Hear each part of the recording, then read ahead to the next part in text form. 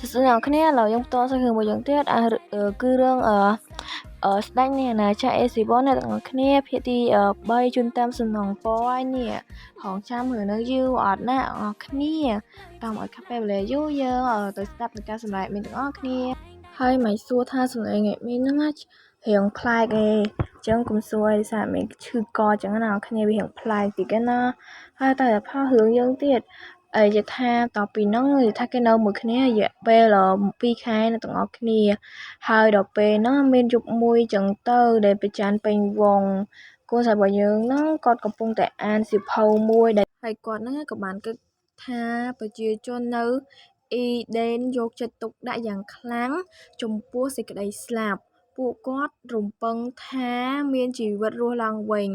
ដោយមន្តអាគមនិងសាសនាចង់និយាយថាពេលដែលយើងស្លាប់ទៅអាហ្នឹងគឺចង់និយាយថាពេលយើងស្លាប់ទៅយើងអាចរស់ឡើងវិញដោយមានដោយអាគមនិងតាមវិធីបែបសាសនារបស់គេមួយយ៉ាងអញ្ចឹងទៅអ្នកគ្នាមានសូវដឹងទេហើយអ៊ីដេនហ្នឹងប្រហែលជាឈ្មោះឬតំបន់ណាមួយនៅកន្លែងហ្នឹងអញ្ចឹងទៅមានអ្នកសូវដឹងទេណាបើដឹងជួយប្រាប់មានផលមានបានតែសុំសម្រាយទេមិនសូវបានទៅស្រាវជ្រាវអីទេយល់មែនហើយសៀវភៅដែលកូនស្រីរបស់យើងគាត់កំពុងតែអានហ្នឹងគឺជាសៀវភៅមួយដែលនិយាយពីអ្នកដែលស្លាប់នឹង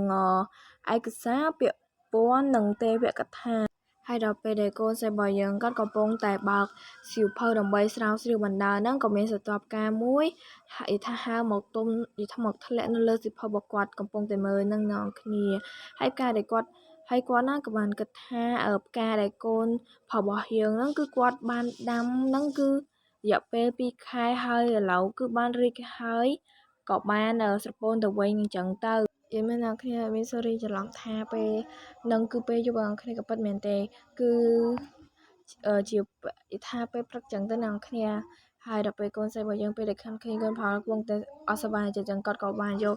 ដៃរបស់គាត់ហ្នឹងទៅយថាងលើស្មាយថាដែលបែបលួងលោមគេចឹងទៅអ្នកទាំងអស់គ្នាហើយគាត់ហ្នឹងក៏បានលើកឧទាហរណ៍ថាចាសម្រស់ដែលនៅជាប់នឹងខ្លួនយើងវាមិនដែលនៅជាប់នឹងខ្លួនយើងទេវាតែងតែផ្លាស់ប្ដូរបន្តិចម្ដងហើយដល់ពេលហ្នឹងយើងកាត់មកពេលយប់វិញអ្នកគ្នានេះមិនយប់ពិតប្រាកដរបស់គេហ្មងណាអើយ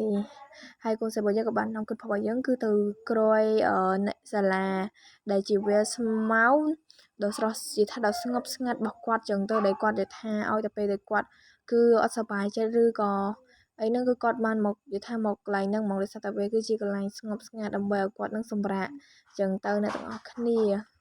ហើយកូនប្រុសរបស់យើងហ្នឹងគាត់ក៏បានដើរមកតាមក្រោយអញ្ចឹងទៅហើយពេលនោះគាត់ដឹងមិនដែរដែលសារតែគាត់ទុកអារម្មណ៍របស់គាត់អត់បានគឺនិយាយមកគាត់ឡើងឈប់ត្រង់ហើយឡើងថ្មីរបស់គាត់គឺឡើងពណ៌ក្រហមហើយកូនរបស់យើងថាអ្នកកើតអីដែរឬទេហើយពេលហ្នឹងកូនប្រុសរបស់យើងដោយសារតែគាត់ទុកអារម្មណ៍ហ្នឹងអត់បានក៏បានហក់ទៅខំកូនស្រីរបស់យើងចំកអ្នកទាំងអស់គ្នាហើយពេលហ្នឹងគឺមានជាគាត់បានស្មាក់ស្នាដៃវិញអ្នកគ្នាដឹងជាអ្វីដែលធ្វើឲ្យគាត់ចឹងទេហើយកូនស្រីរបស់យើងក៏បានហាមឃាត់ថាកុំឲ្យទៅចឹងទៅថាតើកូនប្រុសហ្នឹងគឺមានរឿងអីបានចឹងទៅហើយពេលហ្នឹងកូនស្រីរបស់យើងដោយសារតែគាត់គេខំខលគាត់ចឹងទៅគាត់ក៏បានស្លាប់ចឹងទៅអ្នកគ្នាហើយកូនប្រុសយើងមានជាការបីយកទៅកន្លែងបន្ទប់រួចទាំងបានថាដាក់កសែងដាក់អីថាជុតខ្លួនឲ្យចឹងហើយគាត់និយាយមើលថាគឺគាត់អត់និយាយតែមានដឹងថាគាត់កំពុងតែបន្ទោសខ្លួនឯងខ្លាំងមែនទែនអ្នកគ្នាតែដឹងមិនក្នុងរឿងហ្នឹងមិនគេឲ្យកូនប្រុសនិយាយបានចឹងអ្នកគ្នាមានស្គាល់តែប៉ុណ្្នឹងទេហើយកូនស្រីរបស់យើងគឺបើហាមកូនប្រុសណាកុំឲ្យចេញពីគាត់ចឹងទៅហើយគាត់ក៏បានគិតថាប្រហែលជាគាត់នឹងយកសុបិនអញ្ចឹងណាគ្នាគាត់ភ្ញាក់មកចឹងទៅហើយគាត់ក៏បានធ្វើរៀបចំខ្លួនធ្វើការដូចជារដងចឹងទៅហើយគាត់ក៏មានអារម្មណ៍ថាដូចមានអ្នកតាមដានគាត់ចឹងទៅហើយដល់ពេលគាត់ងាកក្រោយគឺគាត់ដឹងហើយថាអ្នកដែលតាមដានមកគាត់ហើយតាមការពារគាត់នឹងគឺជាកូនប្រុសរបស់យើងចឹងទៅគាត់ក៏បាននិយាយថាកូនប្រុសរបស់យើង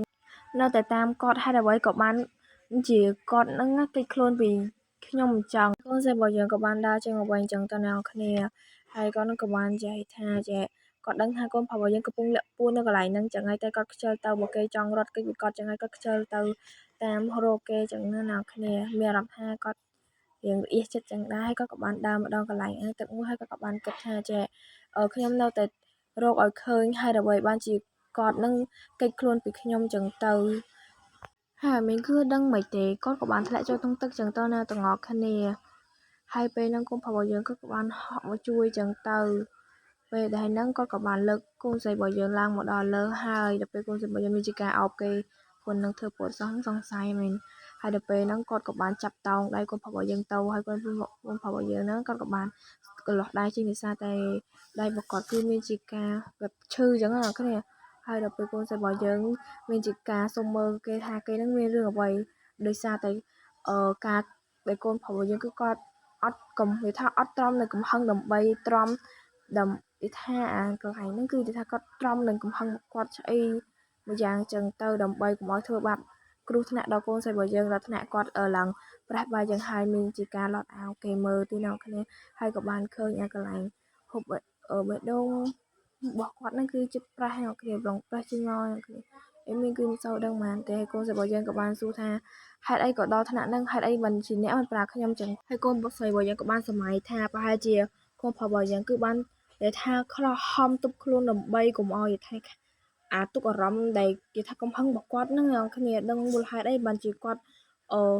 មាននិយាយថាមានកំហឹងដល់ថ្នាក់ហ្នឹងទេនងគ្នាហើយកូនស្រីរបស់យើងក៏បានគិតស្មើសម័យចឹងទៅដល់ពេលហ្នឹងហើយក៏បានសួរថាជាហេតុអ្វីបានជាខ្លួនរបស់កូនស្រីរបស់យើងហ្នឹងគឺមហាជាបែបហ្នឹងចឹងទៅតើវាជាមូលហេតុដែលធ្វើឲ្យមានស្នាមប្រេះទាំងអស់នេះមានទេគេថាសួរគេទាំងថាបែកក្តីបារម្ភដែរនឹងគ្នាមើលតការគាត់សួរទៅនឹងគ្នាអើយដល់ថាបងបារម្ភចឹងទៅហើយសាច់រឿងរបស់យើងចាប់តែប៉ុណ្ណឹងសិនណាគ្នាបើចង់នៅភាពខោជាងណាកុំភ្លេចតាមដានទស្សនាគ្នាបាទ